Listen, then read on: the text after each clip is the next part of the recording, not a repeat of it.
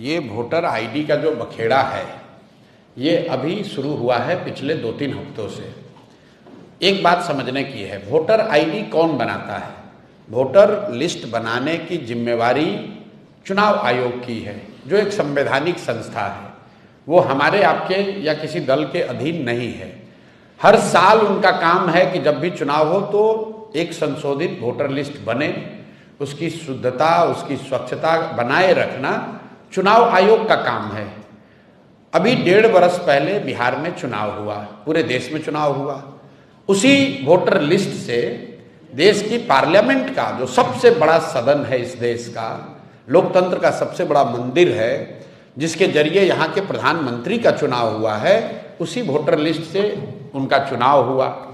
अब आप बता रहे हैं कि वो वोटर लिस्ट फर्जी है, तो क्या चुनाव आयोग ये स्वीकार करने को तैयार है कि जो पार्लियामेंट का चुनाव हुआ जिसमें मोदी जी प्रधानमंत्री बने, वो वोटर लिस्ट सही नहीं था?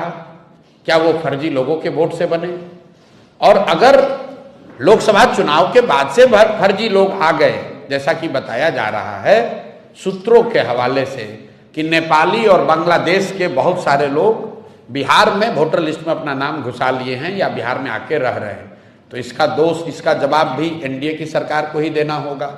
क्योंकि लोकसभा चुनाव के बाद बिहार में मोदी जी की और नीतीश जी की ही सरकार है, तो आपने ये कैसे अलाउ किया कि बांग्लादेश से लोग आकर यहाँ रह रहे हैं? आपका प्रशासन क्या कर रहा है? आप अगर नेपाल से लोग आकर बिहार में वोटर लिस्ट में नाम जोड़ रहे हैं तो बिहार सरकार की पुलिस और प्रशासन क्या कर रहा है? तो भैया किसी भी तरीके से वो आर्ग्यूमेंट देंगे, ये यही साबित होगा कि गलती उनकी है। ये पूरा बखेड़ा इसलिए खड़ा किया गया है कि एनडीए को, सत्तारूढ़ दल को ये डर सता रहा है कि 30-35 बरस के बाद बिहार में लोगों को एक नया रास्ता दिख गया है, और खासकर उन लोगों को जो प्रवासी मजदूर हैं, जो गरीब हैं, जो इस व्यवस्था से के मारे हुए लोग हैं, जिनको इस व्यवस्था और इस भ्रष्टाचार से की वजह से जिनका जीना दूभर है, जो जानते हैं वो कभी भाजपा को, लालू को वोट नहीं देना चाहते हैं, अब लेकिन मजबूरी में देना पड़ता था, उनके सामने एक जनसुराज का नया रास्ता, नया विकल्प मिल गया है। तो अब भाजपा वाले, एनडीए वाले कोशिश कर रहे हैं कि इस तरह के युवा, इस तरह के प्रवासी मजदूर या समाज के वो वर्ग जो भाजपा एनडीए के खिलाफ वोट देने वाले हैं, उनको वोटर लिस्ट के शुद्धता के नाम पर उनको परेशान किया जाए और जहां तक हो सके उसका नाम काटा जाए। मेरा आपके माध्यम से लोगों से एक अपील है, आप घबराइए नहीं, कोई चुनाव आयोग आपका नाम नहीं काट सकता है। सुप्रीम कोर्ट का जजमेंट है, चुनाव आयोग को नागरिकता जांचने और तय करने का कोई अधिकार नहीं है।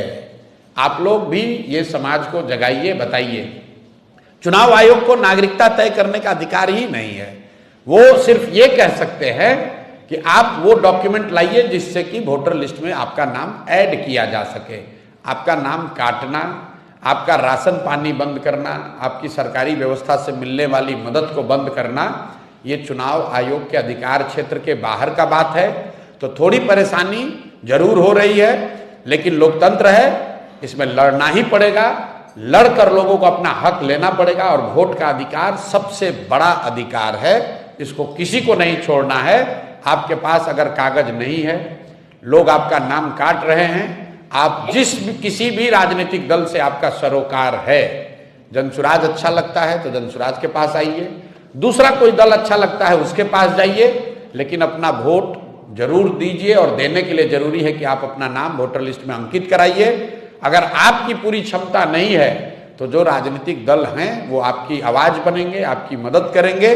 बिहार का हर शहरी, हर नागरिक, उसकी जिम्मेवारी है कि वोटर लिस्ट में उसका नाम रहे, वो वोट करे, ताकि बिहार में लोकतंत्र को जिंदा रखा जाए। और जो भाजपा और एनडीए के लोग चुनाव आयोग के जरिए पिछले दरवाजे से जीत हासिल करना चाहते हैं, उनके मंसूबों को कामयाब नहीं होने दिया